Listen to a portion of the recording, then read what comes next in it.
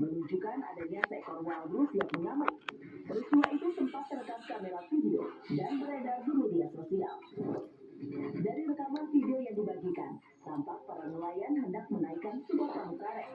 Namun siapa sangka, saat itu tiba-tiba saja ada seekor walrus yang keluar dari dalam air. Walrus tersebut tampak tidak senang dengan kedatangan manusia.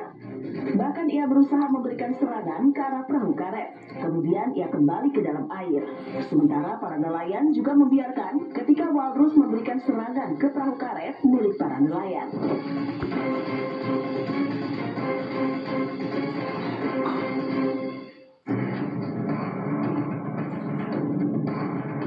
Nasib malang harus dialami oleh para nelayan ketika sedang berlayar.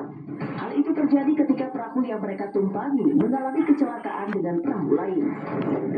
Dari rekaman video yang beredar, tampak sebuah perahu berukuran yang tak begitu besar berhadapan dengan sebuah kapal dari pemilik video yang ditumpangi.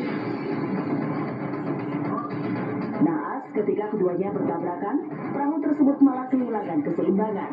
Bahkan para nelayan yang berada di perahu itu tampak panik, hingga beberapa saat kemudian perahu itu tenggelam.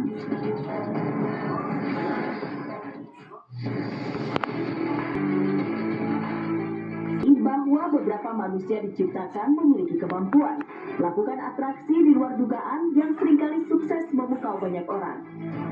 Biasanya mereka merupakan individu yang menguasai suatu bidang atau memiliki keahlian luar biasa yang dianggap melebihi batas skill manusia pada umumnya. Mau tahu skill apa saja yang mereka miliki? Bersama Cafe Plus 62, inilah skill manusia ketika melakukan atraksi di luar dugaan.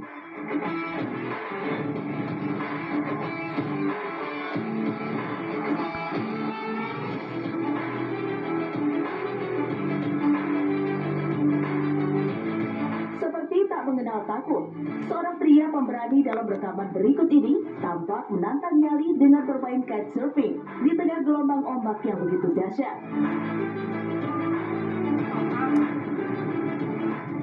Mengikuti arus ombak yang tidak main-main, pria itu begitu lihai menaklukkan arus yang silih berganti datang seakan hendak melahap papan luncurnya.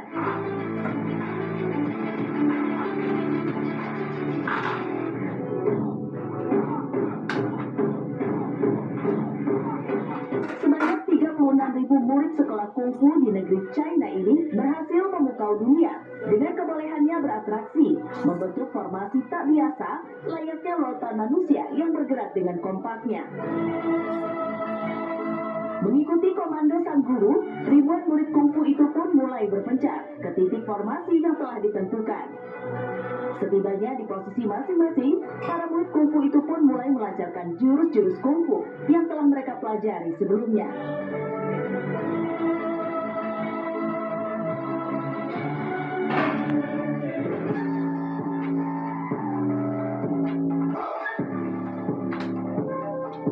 Sejumlah Shaolin muda ini benar-benar patut diapresiasi. Dengan keahlian yang mereka miliki, para Shaolin muda itu tampak unjuk kebolehan mencoba melawan gaya gravitasi. Meski sekilas atraksi tersebut tampak menakjubkan, namun dibalik kebolehan yang dimilikinya, Shaolin muda itu harus melalui sesi latihan intens yang tak mudah. Bahkan mereka sempat beberapa kali jatuh bangun saat berusaha menantang gravitasi.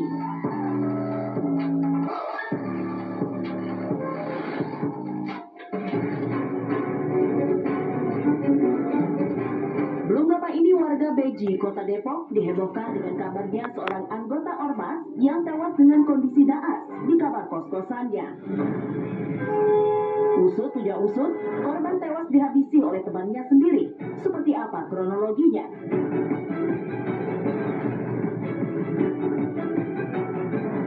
Viral di media sosial, seorang anggota ormas ditemukan tewas.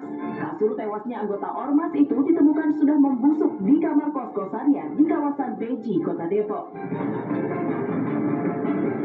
Kronologi penemuan pria tewas di dalam kos-kosan bermula saat saksi mengetahui bau busuk selama 3 hari. Saksi kemudian mengecek ke kamar yang terindikasi bau tersebut. Kemudian melihat kaki bengkak dan bau busuk sangat menyengat dari kamar tersebut. Warga kemudian menghubungi pemilik kos-kosan. Saat ditemukan, kondisi mayat sudah dalam keadaan tertutup bantal di wajahnya. Polisi mengindikasi jika korban tewas karena dibunuh.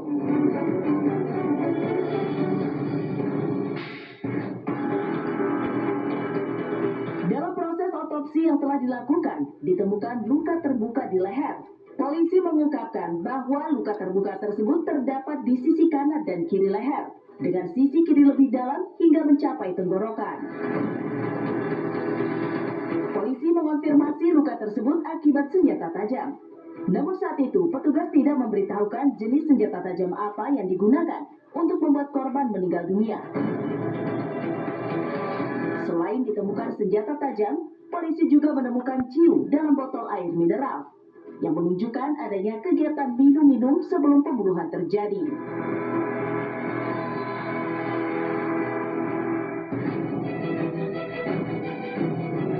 Polisi terus melakukan penyelidikan, termasuk mencari informasi dari saksi-saksi yang mungkin dapat memberikan petunjuk lebih lanjut tentang identitas dan motif pelaku.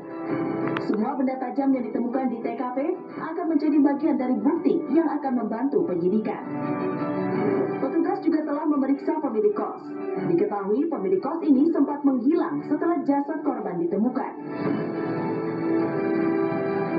Diungkapkan petugas dari keterangan pemilik kos, yang bersangkutan mengaku tidak berada di lokasi saat korban kehilangan nyawanya. Petugas menyebut pihaknya juga masih mengumpulkan bukti lainnya untuk mengungkap kasus.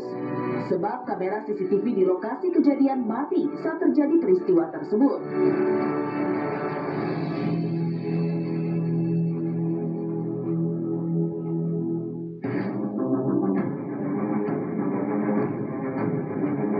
Kabarnya, sebelum korban ditemukan tewas, kabarnya ada keributan di tempat kos-kosan itu. Kabar itu disampaikan saksi tetangga korban di kamar nomor 11 mendengar suara ribut-ribut.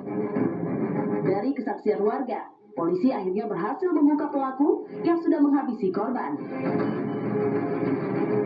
Berdasarkan informasi, korban dihabisi oleh temannya sendiri. Penyelidikan kepolisian ditemukan bahwa teman korban melakukan pembunuhan berencana. Hal itu juga diperkuat bahwa ada sidik jari pelaku digunting dan ditemukan di TKP.